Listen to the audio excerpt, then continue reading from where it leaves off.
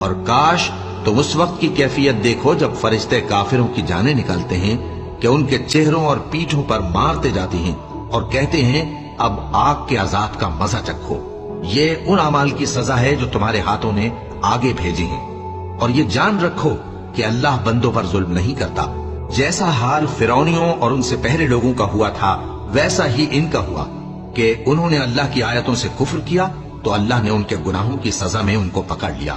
بے شک اللہ زبردست ہے، سخت عذاب دینے والا ہے۔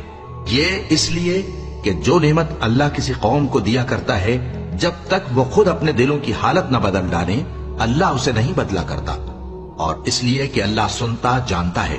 جیسا حال فرعونیوں اور ان سے پہلے لوگوں کا ہوا تھا ویسا ہی ان کا ہوا۔